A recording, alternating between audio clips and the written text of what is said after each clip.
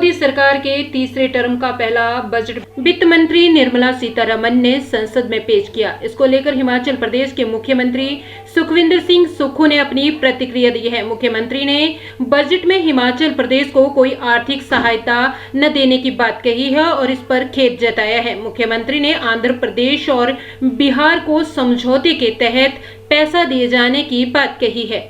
शिमला में मीडिया से बातचीत के दौरान केंद्रीय बजट पर प्रतिक्रिया देते हुए मुख्यमंत्री सुखविंदर सिंह सुक्खू ने कहा कि हिमाचल को आपदा के लिए कुछ नहीं आया है।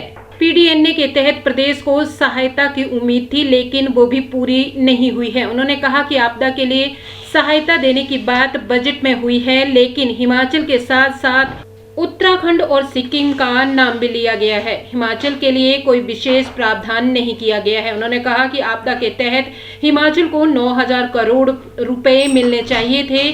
सीएम सुक्खू ने इस दौरान आंध्र प्रदेश और बिहार को स्पेशल पैकेज दिए जाने पर केंद्र सरकार पर निशाना साधा है। मुख्यमंत्री ने कहा कि आंध्र प्रदेश और बिहार को समझौते के तहत स्पेशल पैकेज दिया गया है। उन्होंने कहा कि हिमाचल प्रदेश को इस बजट में कुछ खास नहीं मिला है। उन्होंने आपदा के बारे में प्रधानमंत्री मोदी से मुलाकात करके उनसे बात की थी, लेकिन हिमाचल को बजट में कुछ नहीं मिला है, जो कि खेद की बात है। हिमाचल को आपदा के लिए अभी कुछ नहीं मिला है।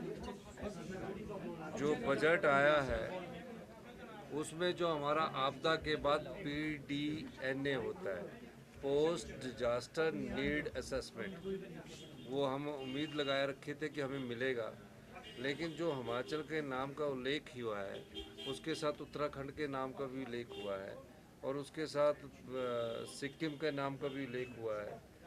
उनको तो असिस्टेंट वर्ड लिखा है और हमको लिखा है मल्टी लेवल इंफ्रास्ट्रक्चर प्रोग्राम के लिए।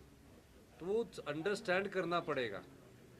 जब बाढ़ सिक्किम में आई उनको असिस्टेंट्स देने का वर्ड्स लिखा है, जब बाढ़ उत्तराखंड में आई उसमें असिस्टेंट्स वर्ड्स लिखा है।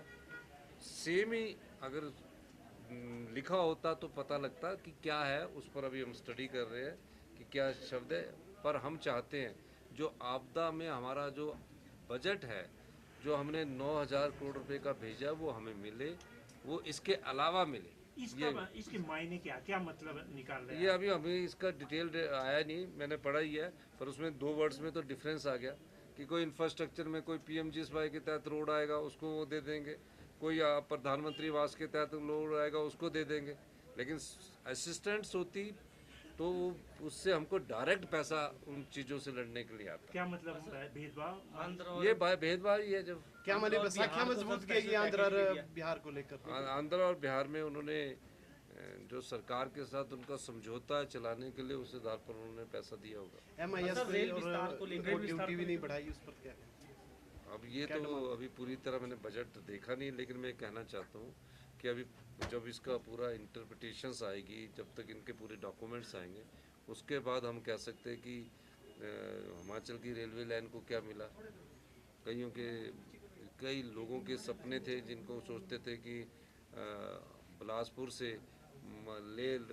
रेलवे लाइन जाएगी, उसमें क्या मिला, हमीरपुर से उन्ना रेलवे लाइन के लिए क्या मिला, ये सब चीज़ों को हम देखेंगे। सर, आपदा को लेकर आपने बातचीत की होगी प्रधानमंत्री से, गृह मंत्री से, उस टाइम क्या आपको? नहीं, आपदा के लिए मैंने बात की थी और उन्होंने एश्योरेंस दी थी। अब उस मामले में पढ़ना पड़ेगा, क्योंकि अभी बजट में उल्लेख हुआ है।